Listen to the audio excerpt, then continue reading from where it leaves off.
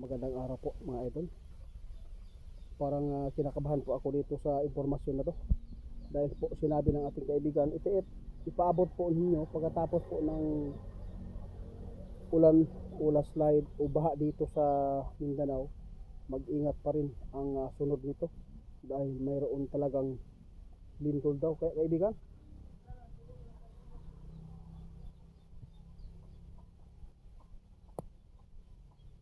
Diyos ko.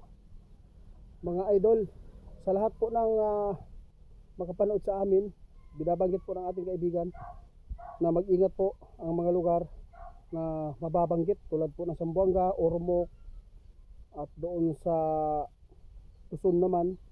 Mag-ingat po daw kayo, sabi ng ating kaibigan. Mayroon silang nakita na susunod naman po na pananalasa. Hindi lang bagyo ang nakita ng ating kaibigan, kundi ay isang lindol. Kaibigan, malakas po ba ito kaibigan? Kung sa tingin po ninyo.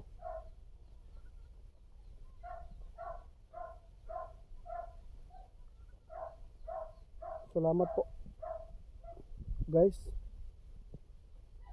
ang kaibigan nating hindi po siya nagsasabi lahat ng sinabi po nila na nakikita impormasyon na mangyayari ay mangyayari. Hindi. Dahil mayroon pong mas pinaka makapangyarihan sa lahat mga idol. Alam na po ninyo kung sino. Ang sa kanya lang, nagbibigay lang po siya ng babala. Walang masama magbibigay po ng babala. Dahil ito din po ang nakita ng ating kaibigan. Tulad po sa pinapaabot po nila na mayroon buhay na matatabunan na naman. Nangyayari na po. Maganda po ang panahon nun. Ngayon, iba na naman po ang nakita. Kaya Luzon, Visayas at Mindanao, mag-ingat pa rin tayo mga idol. Dahil po, hindi pa rin mawawala ang sakuna na lindol. Dahil po si kaibigan mismo ang nagpaabot ngayon na mayroon silang nakikita na susunod naman po dito na malakas na lindol.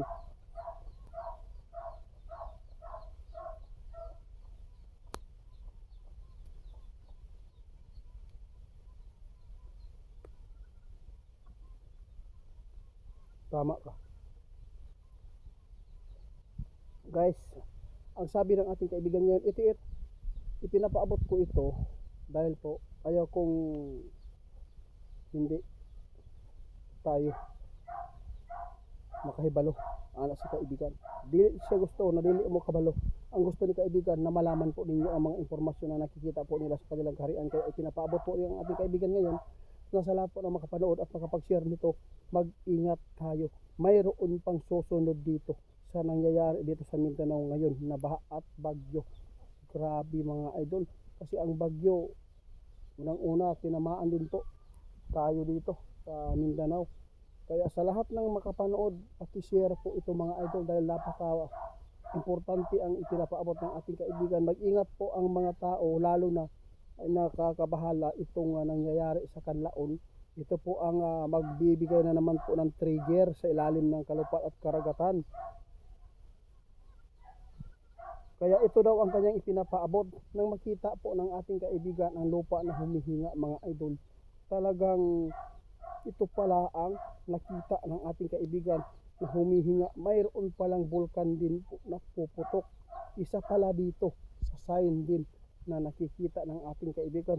Kaibigan, kapag mayroon palang mga paghinga o paggalaw sa ilalim lupa, hindi lang pala sa lindol, pati pala yung nag-trigger na bulkan sa ilalim.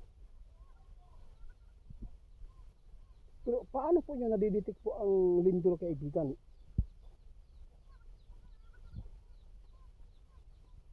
Oo nga. Alam po nyo mga idol, sa tingin po natin, doon ako nakakuha kay kaibigan ngayon ng idea. Kapag mayroon pong mga pagyanig o paggalaw sa mga ilalim ng kalupaan, sabi ng ating kaibigan, mayroon talagang mga sakuna na mangyayari. Tulad nito, hindi natin inaasahan, pumutok ang Kanlaon, nagkitaan pa ng ating kaibigan na paggalaw ng lupa. Isa din pala ito sa nagbibigay trigger sa lindol din at saka yung bulkan. Kaya sa lahat ng makapanood, mag-ingat po tayo sa mga malapit sa building, dagat. Yun po ang napakadelikado, lalo na yung mga bahay dyan na mga 4 story Ingat kayo mga idol ha, dahil si kaibigan ngayon nagbabala na ito ay nakakakilabot dahil mayroon talagang nakikita si kaibigan na lindol na naman po ang mananalasa.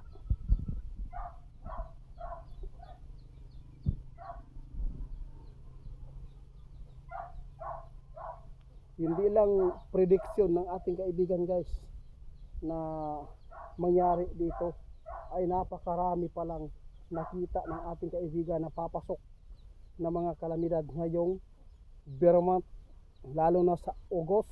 Kung sino man po ang nakaranas ng mainit na lugar ngayon, mag-ingat kayo sa lindol mga idol.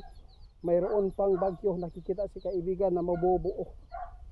Ingat po lagi, sana pagpalain tayong lahat mga idol. Wala kaming intensyon ang sa amin makapagpaabot. Kung sasabihin ninyo kumikita kami sa video namin, no, wala kaming kita mga idol. Kita naman po ninyo, simula tayo nang nagpapaabot, wala po tayong mga views. Pag i-explore natin sa mga aswang, wala naman tayong kinikita doon, no. Kung mayroon man, kunti lang po yun. Hindi po tulad sa iba na nagpapaabot po ng mga fake news para lang kumita, pero sa atin totoo at nangyayari po.